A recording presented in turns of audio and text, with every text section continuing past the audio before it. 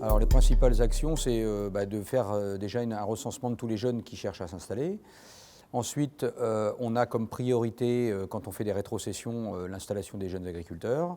Et pour arriver à avoir un maximum de terres à disposition, on peut conventionner avec différents partenaires, notamment aujourd'hui les régions. On a conventionné avec le Crédit Agricole, ce qui nous permet de stocker des terres en attendant de trouver éventuellement par exemple un apporteur de capital, puisque un des principaux freins à l'installation peut être la capacité financière de l'installer.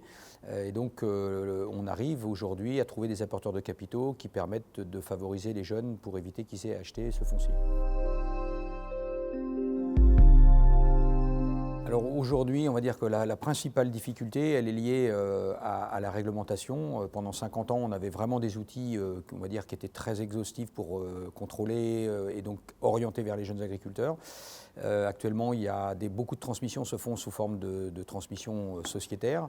Alors c'est très bien quand on est dans le cadre parent-enfant, mais quand on est hors cadre familial, aujourd'hui, il y a beaucoup de gens qui dérogent à la règle et qui créent des sociétés pour éviter justement que la priorité à l'installation puisse se mettre en œuvre.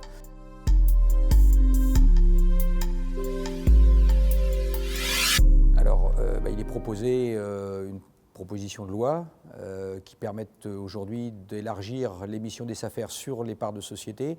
Le président de la République est intervenu au Salon de l'Agriculture justement pour mettre en avant la protection des terres agricoles et la transmission vers les jeunes agriculteurs. Donc il est proposé une loi qui permette de nouveau d'avoir un contrôle total de toutes les transmissions qui permettent de mettre en avant la priorité qui est vraiment la priorité numéro un, à la fois de l'État, de collectivités et de la profession agricole, l'installation des jeunes agriculteurs.